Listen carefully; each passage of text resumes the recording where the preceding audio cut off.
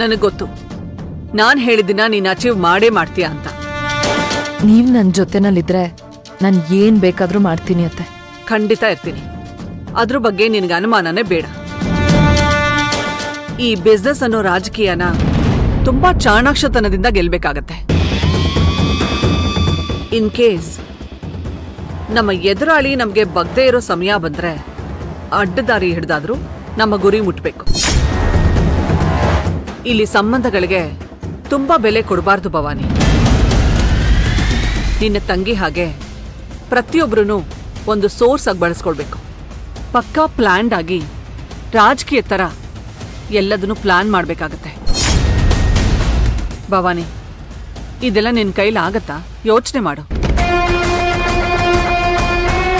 ಮಾಡ್ತೀನಿ ಅತ್ತೆ. ಈಗೇನೋ ಆತ್ರಕ್ಕೆ ಒಪ್ಕೊಂಡ್ಬಿಡ್ತೀಯ, ಆದ್ರೆ ನಾಳೆ ಸಿಂಧು ಮಾತು ಅಥರ್ವನ್ ಮಾತು ಕೇಳ್ಕೊಂಡು ನಿನ್ ಮೈಂಡ್ ಏನಾದ್ರೂ ಡೈವರ್ಟ್ ಆಗ್ಬಿಟ್ರೆ? ಅತ್ತೆ, ನಾನ್ ಸತ್ರು ಇನ್ಮೇಲೆ ಸಿಂಧು ಮಾತು ಕೇಳಲ್ಲ.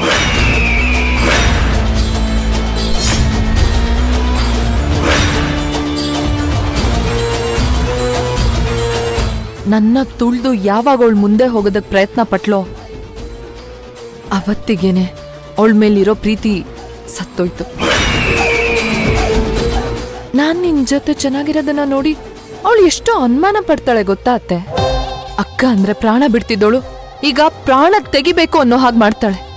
ಭವಾನಿ, ನಿನ್ ಮೈಂಡು ಇಷ್ಟು ಕ್ಲಿಯರ್ ಆಗಿದ್ರೆ ಸಾಕು. ಇನ್ ಮಿಕ್ಕಿದ್ದನ್ನೆಲ್ಲ ನಾನ್ ನೋಡ್ಕೊಳ್ತೀನಿ. ಅತ್ತೆ, ಸಿಂಧುನ ಮತ್ತೆ ಧರ್ಮೇಂದ್ರನ್ನ ಸೋಲ್ಸೋದಕ್ಕೆ ನೀವ್ ಯಾವ ದಾರಿ ಅಂದ್ರೆ ಅದು. ನಿಮ್ ನ್ಯಾಯದ ದಾರಿ ಅಂದ್ರೆ ನ್ಯಾಯದ ದಾರಿ, ಅಡ್ಡದಾರಿ ಅಂದ್ರೆ ಅಡ್ಡದಾರಿ. ನೀವ್ ಯಾವ ದಾರಿ ತೋರಿಸಿದ್ರು ಆ ದಾರಿನಲ್ಲಿ ಹೋಗೋದಕ್ಕೆ ನಾನು ರೆಡಿ ಇದ್ದೀನಿ.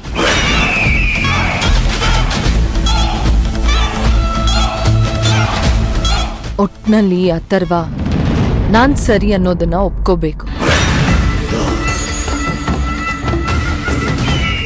ಇಷ್ಟೊಂದು ಪೆದ್ದಿನೇನೆ ನೀನು.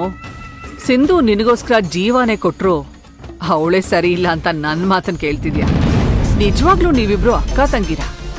ನನ್ನ ಮನೆಗೆ ಸೇರ್ಕೊಂಡು ನನ್ನ ಕನ್ಸನ್ನೇ ಹಾಳು ಮಾಡಿದ್ರಲ್ಲ, ಅದಕ್ಕೆ ಪ್ರಾಯಶ್ಚಿತ ಹೇಗಿರುತ್ತೆ ಅಂತ ತೋರಿಸ್ತಾ ಇದ್ದೀನಿ. ನಿನ್ನಂತ ವೀಕ್ ಮೈಂಡ್ನ ಬೇಕಾದ ಹಾಗೆ ಪಳಗಿಸ್ಕೊಂಡು ಅಸ್ತ್ರ ಮಾಡ್ಕೋತೀನಿ ಕಣೆ.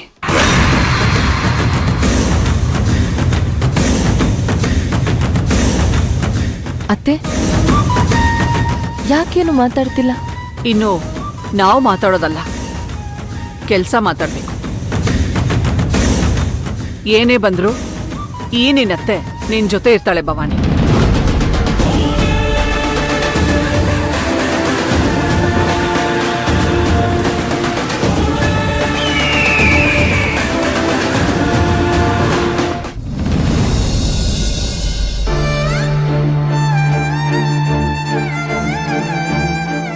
ಮಾವನ ಹತ್ರ ಅಕ್ಕನ ಜೊತೆ ಮಾತಾಡ್ತೀನಿ ಅಂತೇನೋ ಹೇಳ್ಬಿಟ್ಟೆ.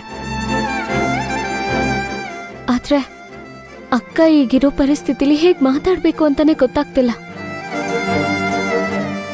ನಾನೇ ಅವಳಿಗೆ ತೊಂದರೆ ಕೊಡ್ತಿದ್ದೀನಿ ಅಂತ ಅವಳು ಅನ್ಕೊಂಡ್ಬಿಟ್ಟಿದ್ದಾಳೆ.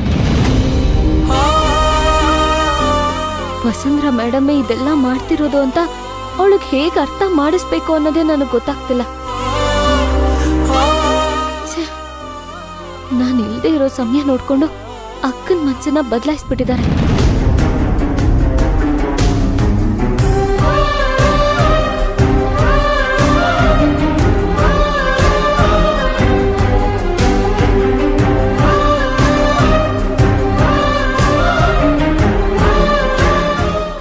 ಸಿಂಧು ಅವರೇ,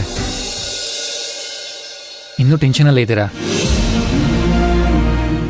ಹಾಗೇನೂ ಇಲ್ಲ ವಿರಾಟ್ ಅವ್ರೆ. ಮತ್ತೆ ಯಾಕೆ ಇಷ್ಟೊಂದು ಯೋಚನೆ ಮಾಡ್ತಾ ಇದ್ದೀರಾ? ನಿಮ್ಮ ಮುಖ ನೋಡಿ ಎಷ್ಟು ಬಾಡೋಗಿದೆ ಅಂತ. ತಗೊಳ್ಳಿ, ಜ್ಯೂಸ್ ಕುಡೀರಿ. ನನಗ್ ಬೇಡ ವಿರಾಟ್. ಯಾಕೆ ಬೇಡ? ನಿನ್ನೆ ರಾತ್ರಿಯಿಂದ ನೀವು ಊಟನೂ ಮಾಡಿಲ್ಲ. ನೀವು ಊಟ ಬಿಡೋಕ್ ಕಾರಣ ಅತಿಗೆ ಕಾಣ್ತಾ ಇಲ್ಲ ಅಂತ. ನೀವು ಕೊಟ್ಟ ಮಾತಿನ ಪ್ರಕಾರ ಅತಿಗೆನ ವಾಪಸ್ ಕರ್ಕೊಂಡು ಬಂದ್ರಲ್ಲ.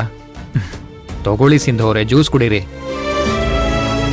ಅಕ್ಕ ಮನೆಗ್ ಬಂದಿದ್ದಾಳೆ. ಸಿಂಧು ಅವರೇ, ನೀವಿದ್ ಕುಡಿದ್ಮೇಲೆ ನಾವು ಮಾತಾಡೋಣ. ನನಗೋಸ್ಕರ ಪ್ಲೀಸ್ ಇದನ್ನ ಕುಡೀರಿ.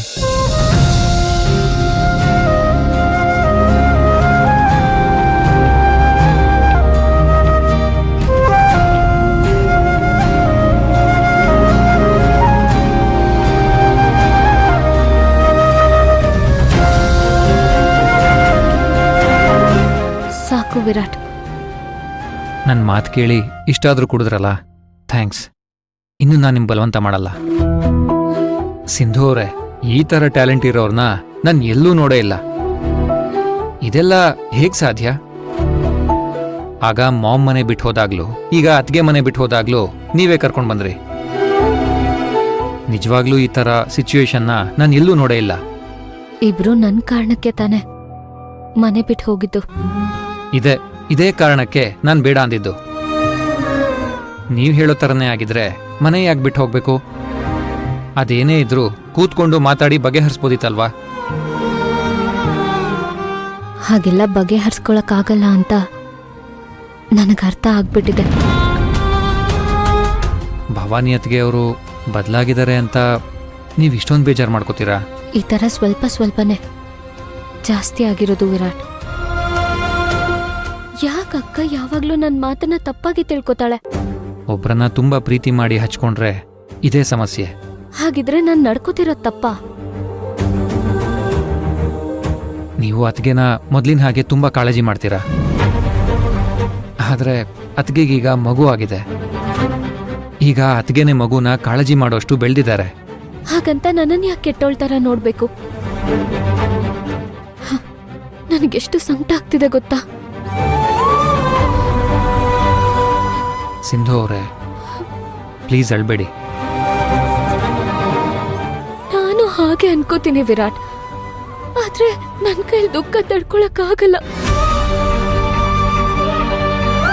ಈಗ ನಾನು ಏನ್ ಹೇಳಿದ್ರು ಸಿಂಧು ಅವ್ರು ಅಳ್ತಾರೆ.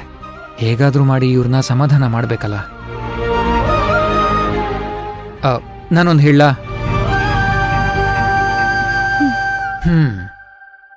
ಆಕಾಶದಲ್ಲಿ ಹಾರಾಡೋ ಬೆಳ್ಳಕ್ಕಿ ಒಂದಿನ ಮೊಟ್ಟೆ ಇಟ್ಟು ಮರಿಗಳಾಗೋವರೆಗೂ ಗೂಡಲ್ಲೇ ಇತ್ತಂತೆ. ಆಮೇಲೆ ತಾನೇ ಹೋಗಿ ಹುಳಗಳನ್ನ ತಂದು ತಿನ್ನಿಸ್ತಿತ್ತಂತೆ. ಒಂದಿನ ಮರಿ ಹಕ್ಕಿ ದೊಡ್ಡದಾಗ್ತಾ ಆಗ್ತಾ ಅಮ್ಮ ನಾನು ನಿನ್ ಥರ ಹಾರಾಡ್ಬೇಕು ಅಂತ ಹಠ ಮಾಡಕ್ ಶುರು ಮಾಡ್ತಂತೆ. ಆಗ ಅಮ್ಮ ಹಕ್ಕಿ ಏನ್ ಮಾಡ್ಬೇಕು ಹೇಳಿ? ಮಕ್ಕಳಿಗೆ ಹಾರದನ್ನ ಕಲಿಸ್ಬೇಕು. ಹಾ, ಕರೆಕ್ಟ್. ನನ್ ಬೆಳ್ಳಕ್ಕಿ ಕೂಡ ಮರಿಗಳಿಗೆ ಹಾರಾಡೋದ್ನ ಕಲಿಸಿ ಎಲ್ಲಾ ಕಡೆ ತಿರುಗಾಡ್ಸ್ಕೊಂಡ್ ಬಂದು ಮಕ್ಕಳೇ ಇನ್ಮೇಲೆ ಹಾರಬೇಡಿ ಅಂತ ಹೇಳ್ತಂತೆ.